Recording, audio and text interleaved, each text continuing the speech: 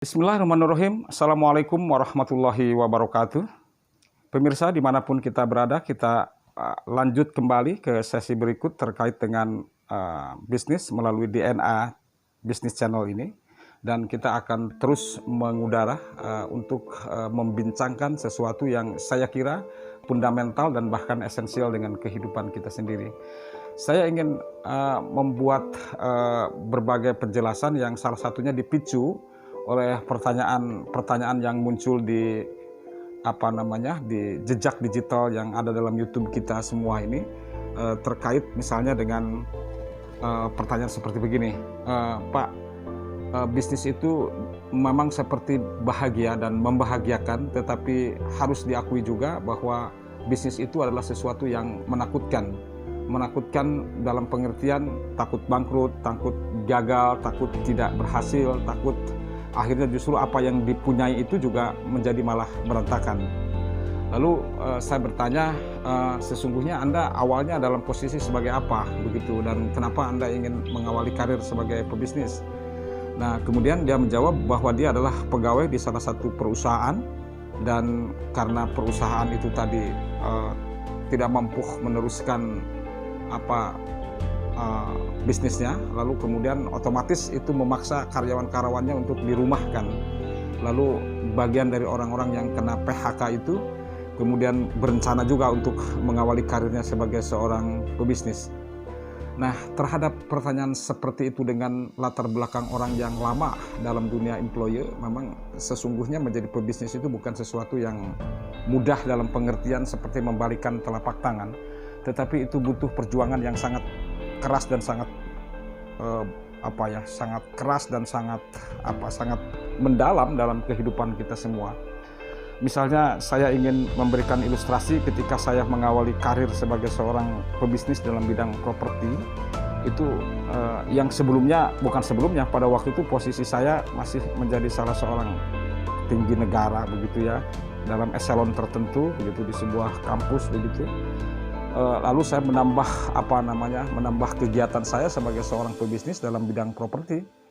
Itu bisa Anda bayangkan, itu tidak mengenal hujan, tidak mengenal malam, tidak mengenal pagi, tidak mengenal panas begitu ya, tidak mengenal sore begitu ya.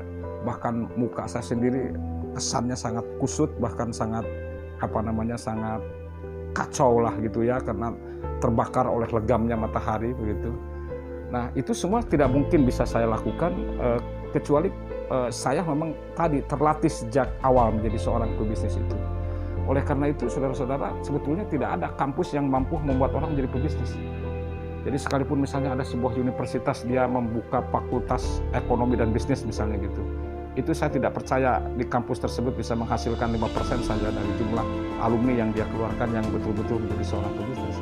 Yang paling memprihatinkan lagi sebetulnya banyak sekarang ini kalau kita mau jujur, penilaian sebuah perguruan tinggi itu bisa dianggap baik dan tidak baik itu bukan sejauh mana mereka berhasil melahirkan para pebisnis. Jadi perguruan tinggi yang terbaik itu justru diukur dari seberapa banyak alumni itu terserap di dalam dunia kerja. Nah, saya kira ini paradigma yang juga terbalik. Secara mekanik kita tidak menempatkan dunia bisnis ini sebagai sesuatu yang esensial bagi hajat hidup para mahasiswa. Nah, saya kira kalau kita membaca tentang tema ini atau situasi seperti ini, maka wajar dan bisa dimaklumi ketika misalnya kita hari ini belum terlatih menjadi seorang pebisnis.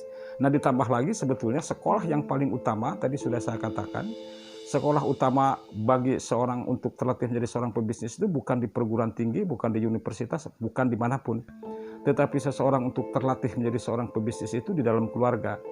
Kenapa di dalam keluarga? Karena dalam keluarga itu dia akan intens mereka hidup dalam pergulatan-pergulatan yang memang mengembangkan dunia bisnis gitu ya. Nah, kalau ada sebuah keluarga yang kemudian keluarga itu adalah keluarga pebisnis tetapi tradisi bisnis itu tidak tertransformasi, sangat mungkin bahwa di dalam keluarga itu tidak terjadi komunikasi yang intens, tidak terjadi komunikasi yang baik misalnya antara orang tua dengan anak-anaknya. Saya kira kalau intensif komunikasi di antara mereka itu terjadi, maka pasti dia akan melahirkan sebagai seorang pebisnis. Saya ingin ambil contoh misalnya ya di Tasikmalaya dan di Ciamis itu dulu banyak pemilik mobil-mobil besar ya, banyak sekali di sana itu. Bahkan mobil-mobil bis besar di Jakarta itu kebanyakan kan kepunyaan orang Tasik. Mengapa? Karena mereka rata-rata menguasai bisnis transportasi. Tetapi yang paling menarik itu jarang diantara, bukan tidak ada ya, tapi jarang diantara para pebisnis kendaraan besar itu yang kemudian bisa diwariskan dalam tanda petik kepada generasi berikutnya. Mengapa bisa begitu? Itu pasti karena tidak terjadi komunikasi yang baik ketika orang tua atau generasi pertama merintis karir sebagai seorang pebisnis dalam bidang kendaraan itu tidak tertransformasi secara luas kepada anak kami. Dan sebetulnya kita juga bisa melihat dan bisa menyaksikan bagaimana sebuah keluarga yang dia memiliki kapasitas bisnis, lalu kapasitas bisnis ini bisa tertransformasi kepada generasi keduanya. Dan generasi kedua itu biasanya harusnya lebih baik daripada generasi yang pertama yang meletakkan prinsip-prinsip dasar perusahaan itu. Nah, saya ingin ngambil contoh misalnya saya secara pribadi tidak pernah saya menyuruh anak-anak saya untuk misalnya membuka kedai kopi gitu ya, untuk membuka kedai seafood gitu ya.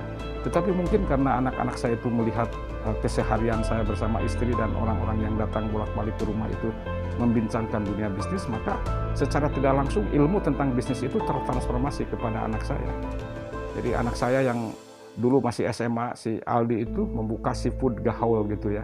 Kemudian anak saya yang kedua yang sekarang sudah selesai kuliah S1-nya dan meneruskan kuliah S2 di ITB itu, dia juga waktu mahasiswa menjajakan kopi dalam sebuah kedai yang dia sebut dengan gitu ya, kedainya itu.